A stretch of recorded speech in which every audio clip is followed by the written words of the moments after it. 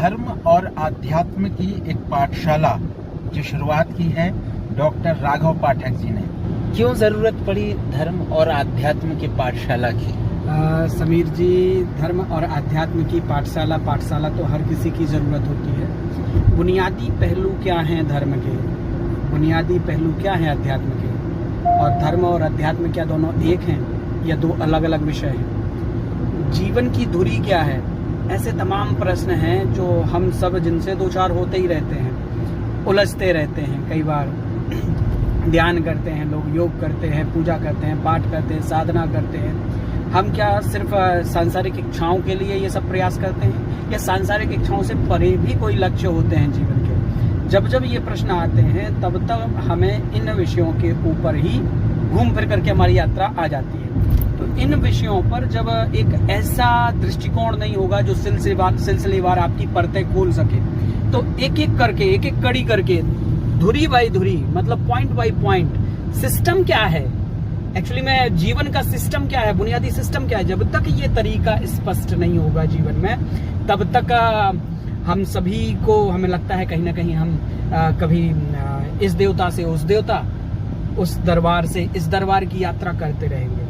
तो दरबारों की यात्रा करने से बेहतर है हम अपने अंतः की यात्रा शुरू कर दें। जिस दिन हम अपने अंदर की यात्रा शुरू कर देंगे, हर धर्म का बुनियादी स्वरूप है कि इंसान को उसके अंदर की चेतना से या आत्मा से जोड़ देना, या चेतना को परमात्मा के रूप में उसकी आत्मा से कनेक्ट कर देना किसी न किसी रूप में। ईश्वर का सत्य क्या है? तो तमाम ऐसे प्रश्न हैं जिनका उत्तर मुझे लगा, मैंने जो अनुभव पाया, मैंने जो अनुभव किया अपने जीवन में, वो समय रहते हमें लोगों से साझा करना चाहिए। क्योंकि संसार में जब देखते हैं चारों तरफ तो कन्फ्यूजन और भ्रम की स्थितियां बहुत ज्यादा बनी हुई हैं। उन भ्रम का निवारण अगर ईश्वर ने कुछ मुझे अनुभव कराया है या मुझे बोध दिया है, मुझे जो महसूस होता है, मुझे नहीं लगता, मुझसे भी कई ज्यादा अनुभवी होंगे समाज में, मुझसे भी कई ज्यादा ज्ञानी होंगे, लेकिन उन लोगों की जो स्थिति है वो कहीं ना कहीं किसी न किसी झिझक के कारण रुक जाते हैं। मुझे लगा मुझे इस झिझक को तोड़ना चाहिए और इस झिझक के दायरे से बाहर आकर के लोगों को अवगत कराना चाहिए जो मैं देख पा रहा हूँ या महसूस कर पा रहा हूँ।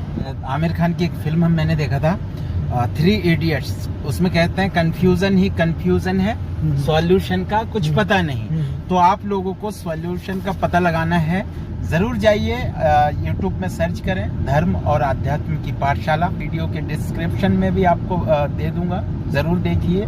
कब ये वीडियो अपलोड होंगे? प्रत्येक शनिवार शाम को 8 बजे हमारा एक एपिसोड टेलीकास्ट होगा, और उसके बाद 4-5 एपिसोड के बाद हम एक ऑनलाइन डायरेक्ट लाइव कंसल्ट की भी चर्चा उसमें शुरू करेंगे, लाइव चर्चा, जिसमें पंडित जयराम चतुर्वेदी जी हमारे साथ होंगे। अच्छा, तो ये धर्म और आध्यात्म की पाठशाला की शुरुआत की गई है।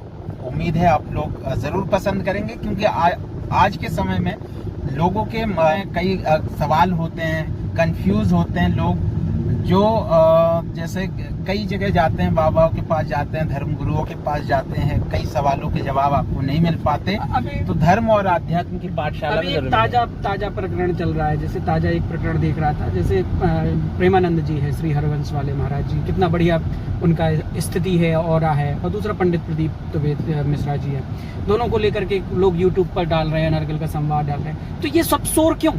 धर्म अध्यात्म की पाठशाला में इन सब शोर के पीछे के वास्तविक कारण की भी हम पड़ताल करते हुए आप लोगों को उसकी जानकारी देंगे। एक बात याद रखिएगा कि हमारा मस्तिष्क जो है वो सूचना का स्टोरेज है। हमारे मस्तिष्क में हमने जो सूचना डाली है वही जीवन पर्यंत बजती रहेगी। वो सूचना हमने किताबों से ली, धर्म ग्रंथों से ली, शास्त्रों से ली, या किसी सीरीज को देख करके ली, किसी वीडियो को देख करके ली, किसी गुरु के माध्यम से ली। तो जो सूचना को हम बोल रहे हैं और जो अनुभव को बोल रहे हैं, अनुभव और सूचना में दोनों में अंतर है। इन्हीं सब चीजों के बारीक पहलुओं पर हम जो संवाद करेंगे धर्म और आध्यात्म की पाठशाला में।